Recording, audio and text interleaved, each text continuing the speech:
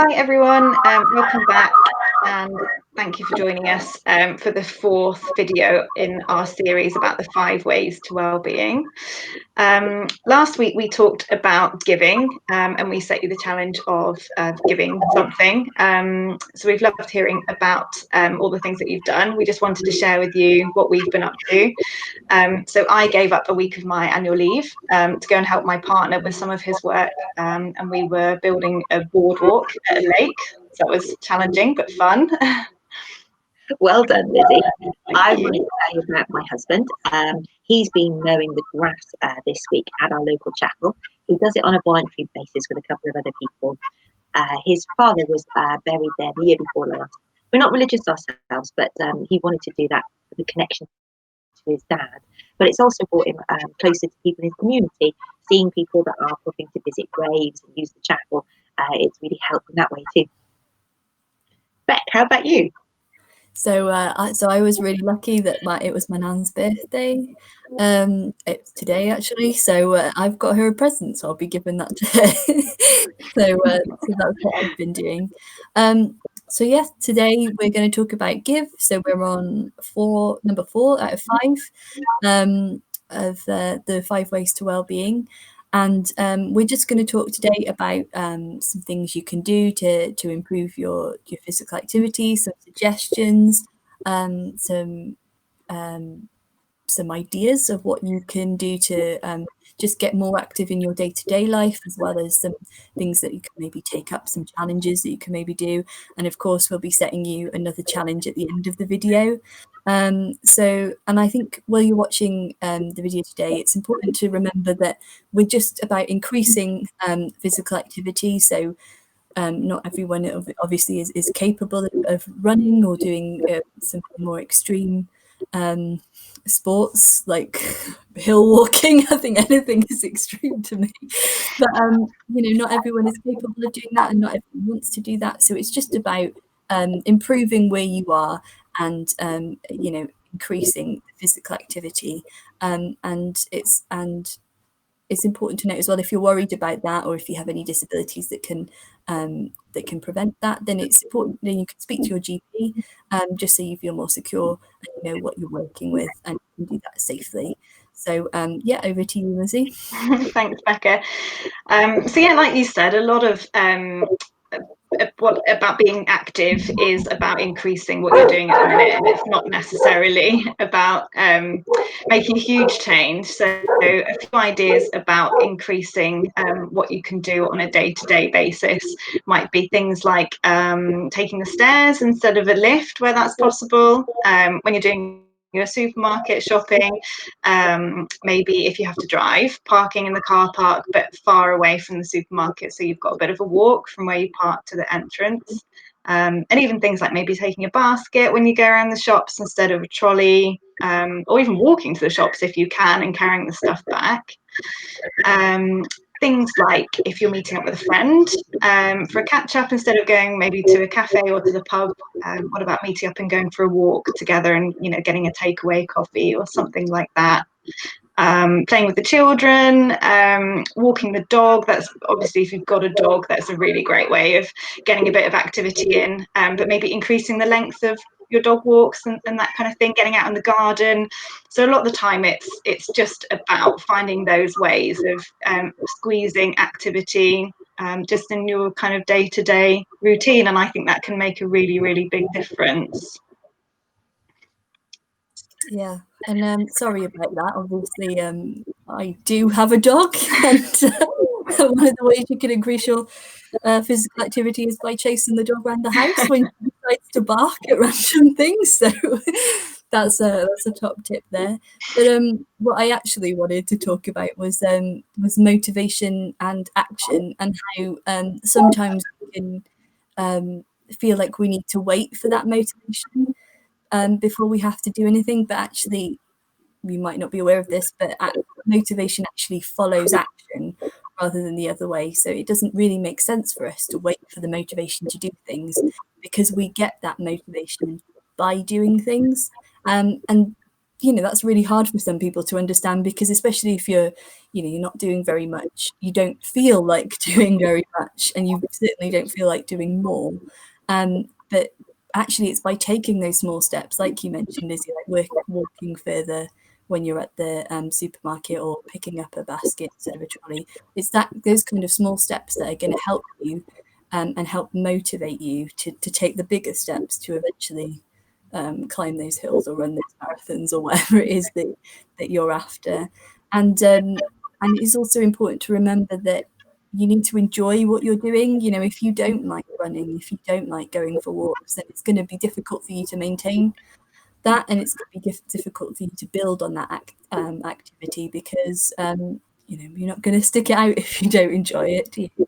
And another thing that I find really useful with doing anything really is like setting goals. And you might have a big goal, and sometimes it helps to split that big goal into smaller goals, so you are achieving something every time, if does that make sense? So instead of waiting to achieve that one big goal that you're doing, you can split it up to lots of little things. Then you're always achieving, and you're always getting that motivation, and that's going to help continue and carry you on to doing more and more activity. Yeah, I think the goal setting is really, really important when it comes to increasing your physical activity and breaking it down into small goals. What can really help with that is forming habits. So getting active, if that's something you haven't really done before, can seem really, really difficult and quite overwhelming. But once something becomes habitual, like we know with something like kind of brushing your teeth, it just becomes part of your daily routine. And it can take a little while to form habits. I think there's lots of research that says different lengths of time about how long it takes to form a habit, but I think the kind of average is about 2 months. So if you can keep up something for a couple of months, it will become habitual, and it will therefore just become it'll become part of your weekly routine. And things can help with that. So maybe setting a regular time or a regular day that you do an activity. Perhaps doing something with a friend can be really helpful. So if you've made a commitment to meet up, Wednesday mornings at 9 o'clock, that can really help. Or even linking it with a habit that already exists. So something that I found quite helpful. I've had to do some physio exercises on my foot, which I just keep forgetting and I never get around to doing. But I've tried to link them to something I do already. So every time I brush my teeth, I then do my exercises while I'm brushing my teeth. So I have to stand on one leg and balance and that kind of thing. So linking it to something that already exists can be helpful. The other thing I think is important to bear in mind is that things have changed for everybody recently with coronavirus. So it's maybe bearing in mind that maybe some new habits, it might be helpful to create some new habits while we are living a slightly different way of life. So we're all working from home at the moment. So my kind of routine of exercise has had to change a little bit. Some of us may be missing out on a commute that might have involved some exercise and things like that. So I'm trying to do things like, if I'm on the phone, maybe stand up and walk around, get out for a walk at lunchtime. Just things that I'm trying to fit into my day, so I'm not sat down at a desk all day, because I think it really helps me to move around during the day. What about you, Mary? What have you found helpful? I used to really like walking, particularly over the hilltops, beautiful walks around here in Wales. But now, since I've had a little one, a little boy, I just don't have the time for long walks anymore. And I still wanted to get that same feeling. I was trying to find what suited me, and in the end, I started running. I really wasn't a runner to start. If you saw me running, you should probably run too, because it's probably something very scary coming that way. Really, really wasn't a runner. I'm not built for it. But very slowly, over time, walk, run, taking my time. I got used to it, built up those muscles, and it's a quick way to get a high impact exercise which has really helped me, particularly now over the virus, working from home over coronavirus. I use it as a sort of boundary between the end of my working day and the rest of my time, so as I can process what has happened in the day and just feel better, really. So that works for me. Some people use with running to get into it. If you've not been into it before, the Couch to 5K. Google that. That's a lot of people find that really helpful. But I know running isn't for everyone. I know, Lizzie, you've done running and biking in the past, haven't you? Yeah, so I really enjoy just getting outside. I think that being in green spaces, being in open spaces, whether that's walking or running or cycling, that's really helps my mental health. I think with exercise, we find it really helpful for our mental health to get out of breath, to use our body, to feel strong, to get our heart going, to get a bit sweaty. And I think that's one of the reasons that it does benefit our mental health. But I think the aspect of getting outside, getting in green spaces, getting in nature, away from cars, people, buildings, that can really help. We all live in beautiful Powys, so we've got some wonderful places to explore and really get into the beautiful countryside. And I think that's a really great way of combining exercise and being outside. But even just going into our local kind of green spaces within a town can be really helpful.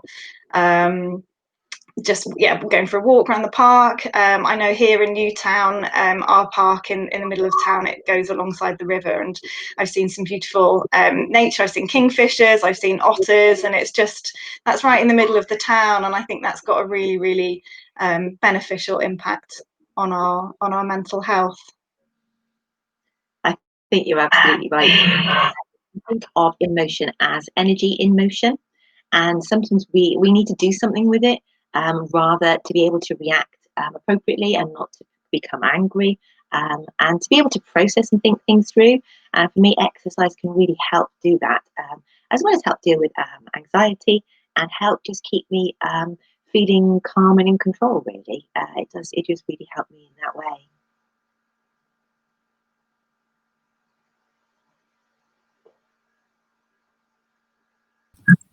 Oh, sorry, I was muted.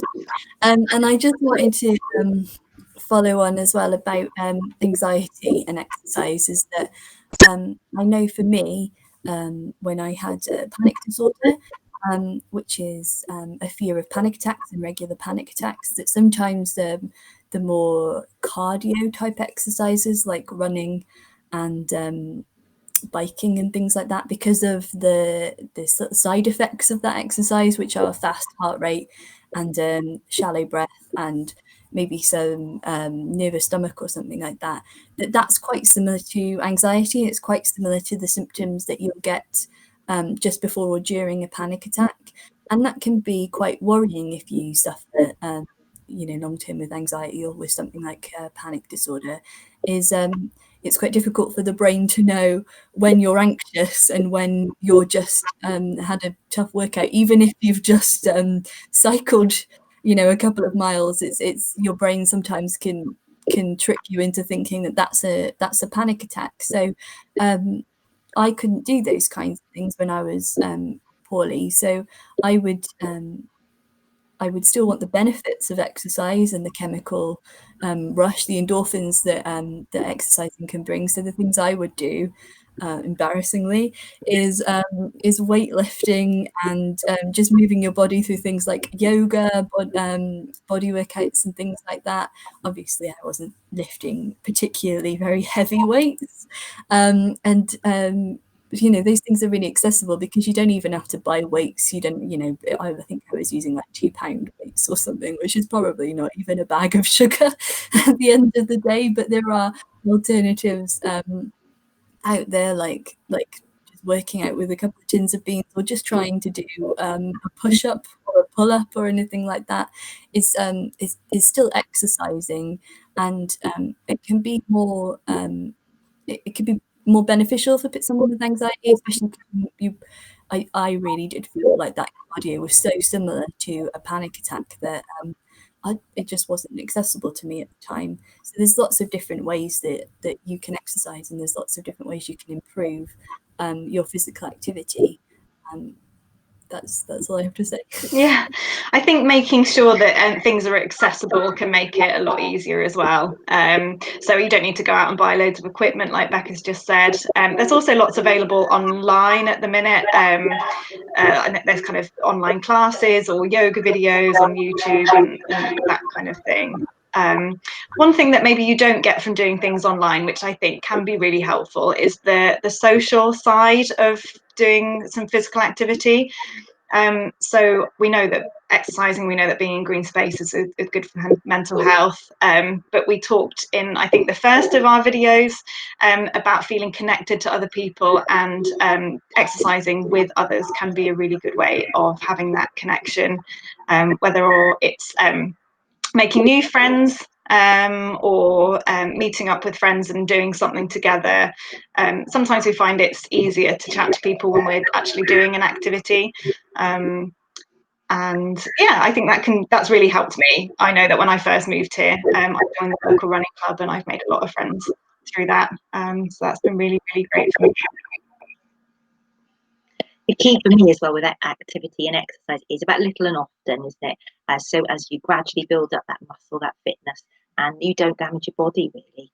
So just be careful with that. And I'd like to end today on our challenge. So we would like to challenge you all and ourselves to do one thing extra to increase our levels of activity this week. It doesn't have to be a big thing, just something small. And we'd love to hear how you got on. So do email us or message us and let us know. We really liked making this video for you. Thank you very much for joining us today. We'll be back next week, same time, same day. We're going to talk about Take Notice, one of the other 5 ways to wellbeing. So we look forward to sharing some of our ideas and tips with you and hearing what you've been up to and some of your ideas as well. So thank you very much for joining us. Bye-bye.